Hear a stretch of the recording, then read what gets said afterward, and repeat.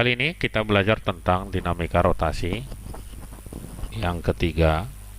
Dalam dinamika rotasi yang ketiga ini yang mau kita pelajari yaitu hubungan antara momen gaya dengan momen inersia. Sebelum kita memasuki hal tersebut, yang pertama kita lihat dulu momen inersia dari beberapa benda yang sering digunakan dalam soal dan terkadang tidak dicantumkan, jadi kita harus mengingatnya. Batang silinder atau tongkat di mana panjangnya adalah L memiliki momen inersia I sama dengan 1/12 ml kuadrat.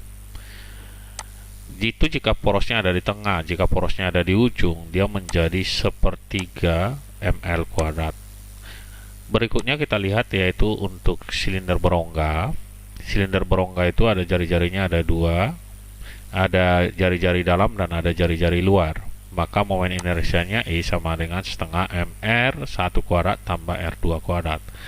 Kemudian untuk silinder pejal, momen inersianya itu adalah setengah mr kuadrat. Sedangkan untuk silinder tipis atau cincin, itu nilainya adalah mr kuadrat. Ya. Berikutnya kita lihat untuk bola berongga, momen inersianya sama dengan 2/3 mr kuadrat, sedangkan bola pejal itu sama dengan 2/5 mr kuadrat. Ini yang sering keluar dalam soal, jadi harap diingat. Yang berikutnya, hubungan momen gaya dengan momen inersia. Sebelumnya kita telah tahu bahwa momen gaya itu adalah F dikali dengan lengannya, F dikali dengan D atau jarak. Sedangkan di sini momen gaya hubungannya terhadap momen inersia, di mana momen gaya itu sama dengan momen inersia I dikali dengan alfa percepatan sudut, di mana tau itu adalah momen gaya Newton meter, sedangkan I momen inersia dalam kilogram meter kuadrat, alfa percepatan sudut. Hubungan antara percepatan sudut dengan percepatan linear, di mana percepatan sudut sama dengan percepatan linear dibagi dengan jarak, ya. Itu disebut dengan percepatan linear. Kita lihat misalkan dalam pemakaiannya atau aplikasi. Misalkan kita ambilkan suatu benda, ya. Benda ini kita letakkan pada suatu lantai yang kasar. Misalkan benda ini adalah benda bulat, bisa segi 4 juga boleh, ya. Dalam hal ini kita anggap benda bulat. Kemudian kita kerjakan suatu gaya sebesar F, dan di sini ada gaya gesek yang arahnya selalu berlawanan dengan gerak benda. Akibatnya kalau ini kita tarik, benda ini akan mengalami rotasi, perputaran di samping dia translasi. Jadi ada dua gerak, ada translasi, ada rotasi akibat ada gaya gesek. Kita misalkan di sini jari-jarinya adalah R, dan kemudian arah putaran kita anggap ke arah kanan, maka F tentu lebih besar dari gaya gesek. Sesuai dengan hukum Newton yang kedua, gaya yang besar dikurang dengan gaya yang lebih kecil, ini itu sama dengan M kali A. Kita katakanlah ini persamaan yang pertama. Kemudian dari sini akan kita peroleh ada momen gaya. Antara gaya dengan lengannya ini sudah tegak lurus, berarti F gesek dikali dengan R itu sama dengan I dikali dengan alfa, ya. Maka kita carikan gaya gesek itu sama dengan I dikali alfa, ya. Alfa itu A per R. Gaya gesek kita peroleh sama dengan I kali A per R kuadrat. Oke, gaya geseknya udah kita peroleh, tinggal kita ubahkan ke sini. Jadi kita katakanlah ini persamaan yang kedua. Dari persamaan 1 dan 2 kita masukkan. Hasilnya F dikurang gaya gesek, di mana gaya gesek itu adalah I dikali A per R kuadrat. Ini dia, hasilnya sama dengan M dikali A. Kita pindahkan ke sebelah kanan. Maka kita peroleh F itu sama dengan M dikali A ditambah I dikali A per R kuadrat. Kita keluarkan A nya, maka kan kita peroleh F sama dengan M ditambah I per R kuadrat dikali dengan A. Jadi percepatan yang dialami benda A sama dengan F dibagi M ditambah dengan I per R kuadrat.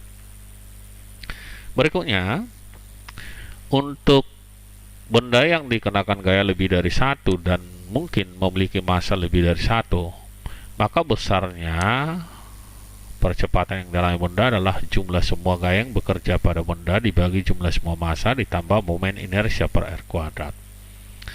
Ya, kita lihat kan pada katrol. Contohnya ini ada, kita ambil katrol digantungi dua benda bermassa M1 dan M2, di mana katrol itu disebut sebagai silinder penjal dengan momen inersia tentunya sama dengan setengah mr kuadrat. Untuk memperolehnya, yang pertama kita cari dulu beratnya W1, kemudian kita cari dengan W2.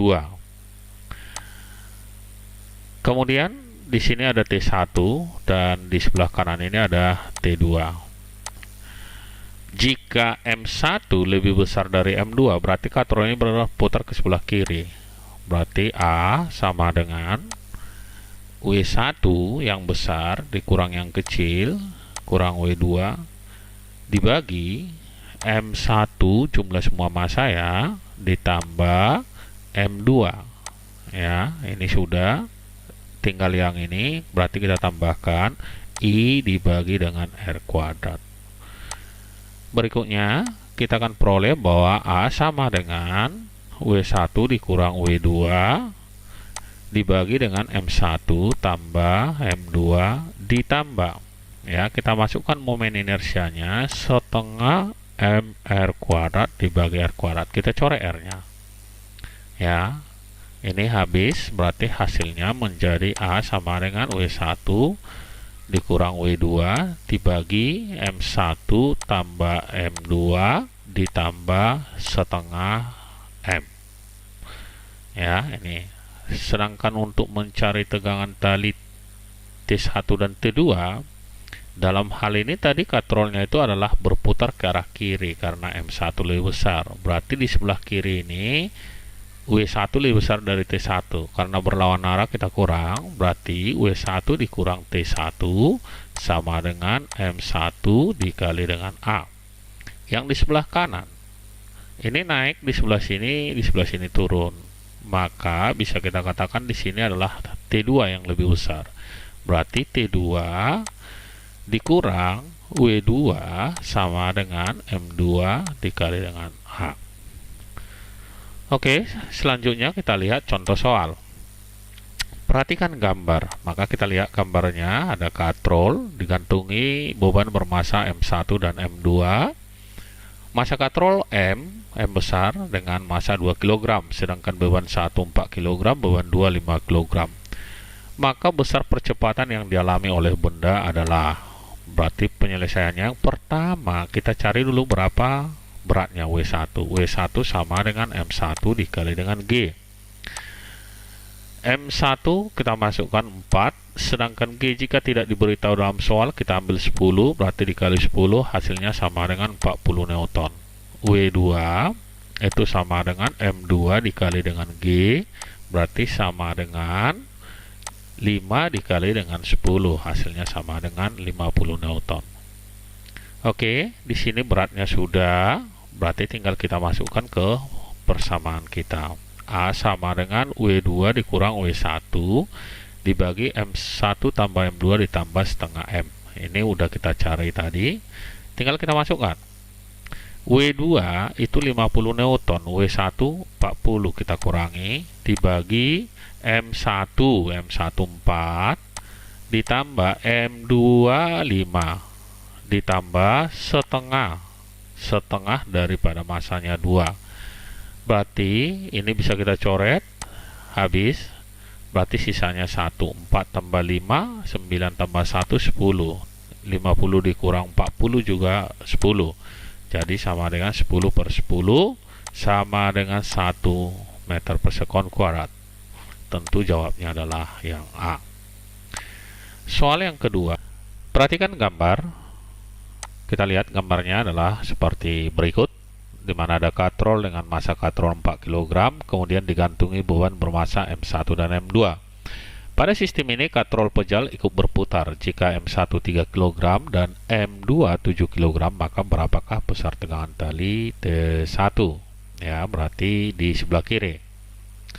Yang pertama, untuk penyelesaiannya, kita harus carikan dulu nilai W1 dan W2. W1 sama dengan M1 dikali G sama dengan, masukkan M1 3 kg, kemudian G jika tidak diberitahu dalam soal kita ambil 10, hasilnya sama dengan 30 Newton. Kemudian kita masukkan W2 sama dengan M2 dikali G sama dengan 7, M2 dikali dengan 10 sama dengan 70 Newton. Beratnya sudah kita peroleh, kemudian kita cari percepatan. Karena untuk mencari T, kita harus selalu mencari nilai percepatannya. W2 70, kita masukkan 70, kemudian W1 30, dibagi dengan M1 nya sama dengan 3, M2 nya sama dengan 7, ditambah dengan setengah dari 4, hasilnya sama dengan 70 dikurang 30 itu sama dengan 40, kemudian 3 tambah 7 10, yang ini 2, 12, berarti 40 per 12 sama dengan, sama-sama kita bagi 4, 10 per 3 meter per sekon kuadrat. Kita udah peroleh nilai A. Sekarang kita lihat ke M1, karena di sini T1 arah berat ke bawah, karena dia bergerak ke arah kanan, berarti T1 lebih besar dari W1, jadi arahnya seperti ini. Karena lebih besar T1, berarti kita buatkan T1 dikurang W1 sama dengan M1 dikali dengan A. Kembali ke hukum Newton. Kita masukkan masing-masing nilainya. T1 dikurang W1 itu sama dengan 30 Newton, kita masukkan sama dengan M1 3 dikali AA 10 per 3, berarti bisa kita coret 3 nya. Ini jadi 10, 30 pindah ke kanan jadi positif, berarti T1 sama dengan 10 ditambah dengan 30, hasilnya sama dengan 40 Newton. Berarti jawabannya adalah yang D, ya. Oke, sekian dan terima kasih.